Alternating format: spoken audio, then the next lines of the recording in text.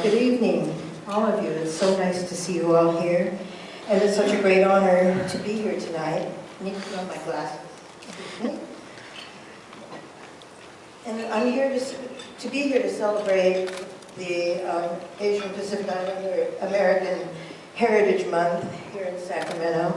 And thank you to the API Legislative Caucus for this honor, and a special thanks to Doss Williams for nominating me. I have often found myself as an outsider in the inside, and being recognized here alongside of the other honorees tonight, this is no exception. And so I am humbled by being among their company. From the days when I was in elementary school as one of the only Japanese American students in my classroom, to being named the Daughters of the American Revolution Good Citizen Award winner from Simi Valley High School, to being asked to serve on the board of my son's independent school in order to create some diversity when it was time for accreditation review. I have been called on to serve for the greater good. Those people who thought that I would be a good, quiet, passive participant were often very much surprised by the time we all sat down together at the table as equals. I have learned to be the voice of the underdog, to be a spokesperson, not for all Asian Americans, but as an Asian American woman who straddled the 20th and 21st centuries in a time of great challenge and change caused by significant advances in our social and technological frameworks. Since 1968, I have been in the streets for peace, for justice, for equality. I have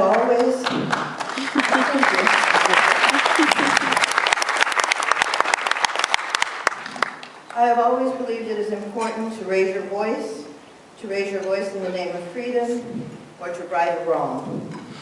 For 37 years, I worked on the campus of UC Santa Barbara, where I encouraged and mentored hundreds of students, many of whom I stay connected with on Facebook today, who are doing amazing activist work in Sacramento, in San Francisco, in Washington, D.C., and they're just amazing. They're an inspiration to me. When I retired 5 years ago, I was the director of the Women's Center, and even though I never earned my own college degree, having been one of those typical 1960s dropouts, it was, again, a time for me to be an outsider on the inside. So now, when I should be spending my time in my garden, or knitting, or playing with my grandchildren, I am now getting ready to embark on this new adventure that Ross alluded to earlier. I'll be a co-owner of an independent community bookstore in downtown Santa Barbara, opening next month, so I've been busy. So thank you again for this great honor, and I'm sorry that my parents did not live to see this day. It would have meant so much to them.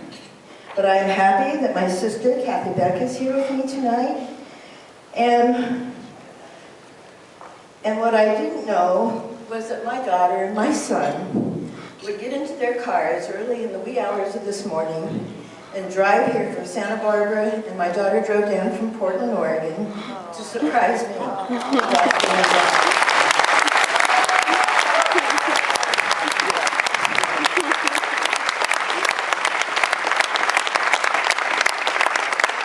I was truly speechless when they walked into the Assemblymember Williams' office this morning. It took me a minute to even recognize what they were doing here. So it was, I also regret that my husband, Gregory Freeland, who is a professor of political science at California Lutheran University, could not be here today, but they are in the middle of their finals week. So I have learned one important lesson over all these years, and I leave you with that. It's become my motto, that despair is not an option. So thank you so much.